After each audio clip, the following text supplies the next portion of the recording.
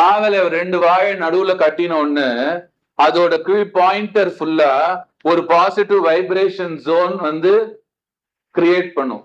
ஜனங்கள் உள்ள வரும்போது அந்த பாசிட்டிவ் வைப்ரேஷன் ஜோன் மோஸ்ட்லி வர ஜனங்களோட தலை லெவல்ல டச் பண்ணும்.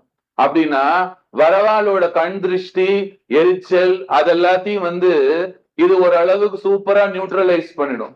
அது நியூட்ரலைஸ் பண்றதுன்னு அவனுக்கு தெரியாது வரவனுக்கு.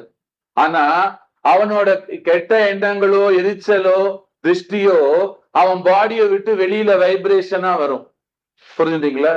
இன்னொரு கிளாஸ் சொல்லி தரேன், திருஷ்டி என்றால் என்ன, உண்மையா இல்லையாங்கிறது இன்னொரு கிளாஸ்.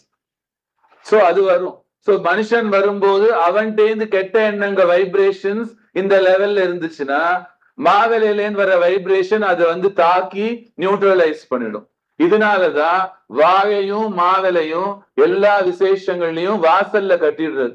முக்கியமா எங்க ஜனங்கள் வந்து போவாங்களோ அங்க கட்டிட்டீங்கன்னா வர ஜனங்களோட திருஷ்டிகளை நல்ல அளவுல அது நியூட்ரலைஸ் பண்ணிவிடும். தனித்தனியா கட்டி விட்டோம்னா நல்ல எஃபெக்டிவா பாயிண்டர் ஈக்குவலா கிடைக்கும். இல்ல நல்ல கொத்தா வச்சா கூட ஒரு ரேண்டமா அது த்ரோ பண்ணும்.